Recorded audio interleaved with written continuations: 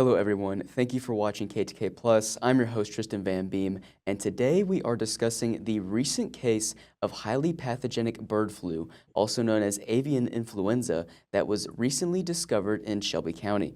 The case was confirmed by the Texas A&M Veterinary Medical Diagnostic Laboratory, and here with me today is Deputy Executive Director for the Texas Animal Health Commission, Dr. T.R. Lansford, who will explain what bird flu is and what the illness means for agriculture in Texas and East Texas as well. Dr. Lansford, how are you doing today?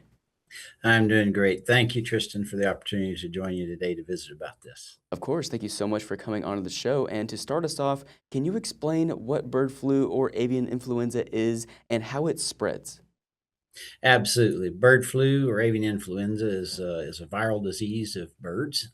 It's an influenza virus, so it's similar to what we know as flu in people and other animals. So it's an influenza virus that specifically tends to impact birds, and so certainly the way this typically works with for domestic poultry is that the virus will circulate in wild birds, especially waterfowl, and then goes across into and infects domestic poultry, such as chickens and turkeys. And so, one of the ways that that happens is exposure from waterfowl to the domestic birds themselves. But there's also other ways where that virus can contaminate things that are put into a poultry facility. That's why biosecurity is something that is certainly stressed and practiced at a high degree by the poultry industry, is to try to prevent outbreaks of high path avian influenza. Could you explain how it can be transferred in those poultry situations? Like, is it if a bird just comes into contact with something else in the poultry system? How does that work? So that the virus itself can certainly spread bird to bird with direct contact, but the virus can also affect things that go into a chicken house. And so, for example, the one way the virus is carried is through feces, and so fecal contamination moving from sets of birds, an infected set of birds, to an uninfected set of birds, where you get exposure, can certainly lead to that.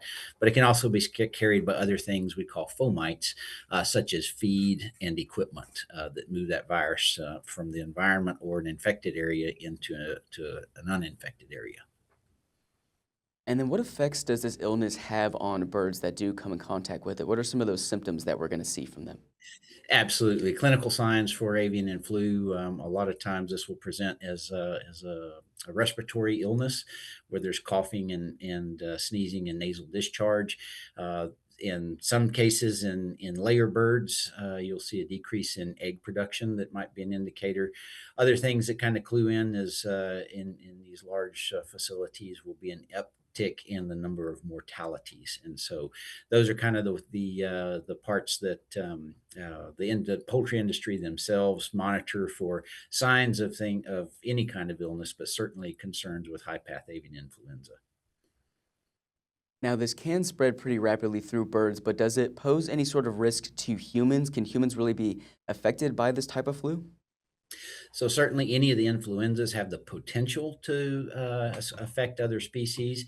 At this point in time, there have not been any widespread cases of this particular high path avian influenza moving into the human population. And so, certainly from a public safety standpoint, anytime we're dealing with a potential zoonotic disease, folks that are exposed to known infected birds should practice some basic biosecurity and use gloves, or at least wash their hands, but after handling animals, and the same things you would every day, right? So to protect yourself from being exposed to a disease. But no, this is not a potential or a known. It is a potential, but it is not a known human health risk at this point in time.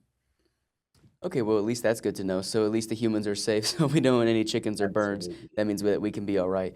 And I've hardly ever hear of cases of bird flu in Texas or just the East Texas area. How common are these kind of cases throughout our state?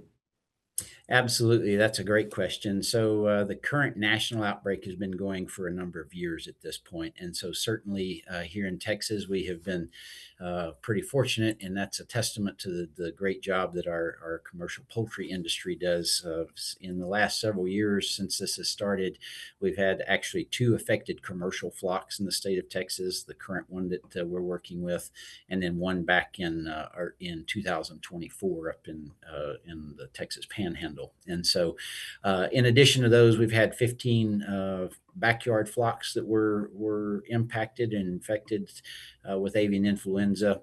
In terms of how common is this in our domestic birds, it's not very common, fortunately, in Texas, but there are a number of cases and investigations that are done associated with wildlife or wild birds that Parks and Wildlife and Wildlife Services with USDA work on.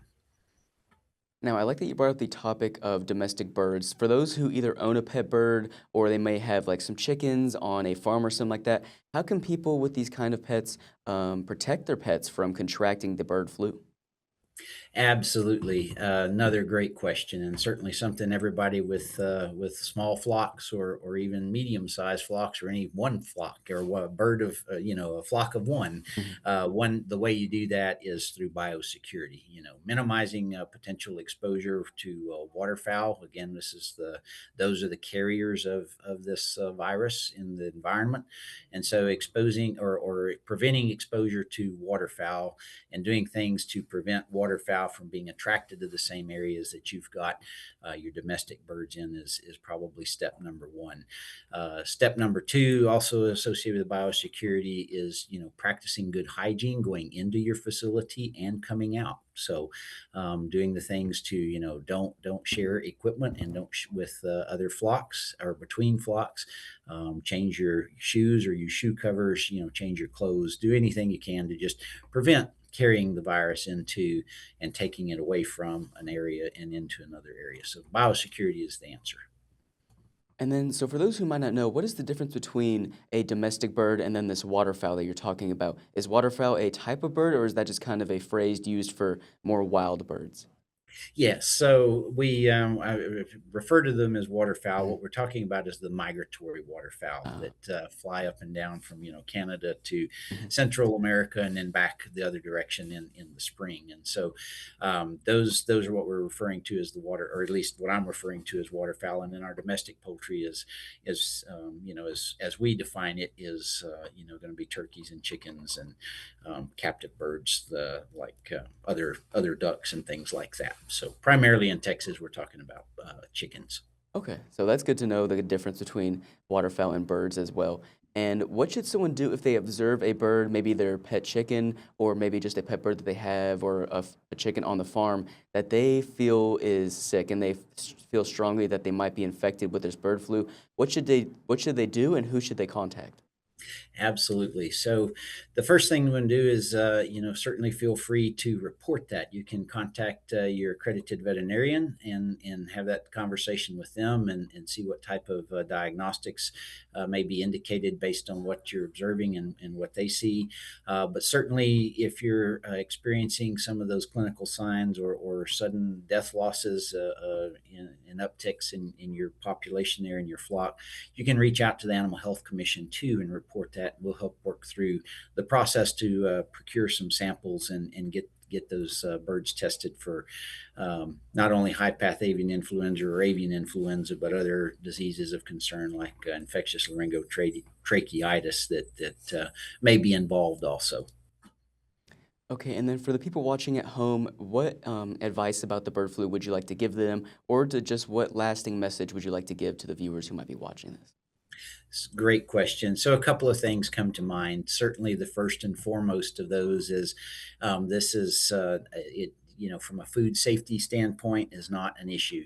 Cooking eggs and poultry products to 165 degrees not only addresses other food pathogen concerns, but certainly will address any potential for avian influenza being in the product as well. So, certainly, from a food safety standpoint, there is no risk there. So the other thing that comes to mind, though, is really related to disease and biosecurity is the key. me. Certainly, there are a number of resources on the internet that such as a secure poultry supply, templates and plans that help address biosecurity. And there's some things, so whether you're a commercial operator or down to just having a handful of birds, that will help guide you and protect your flock, mitigate the risk associated with high path or any of the avian influenzas.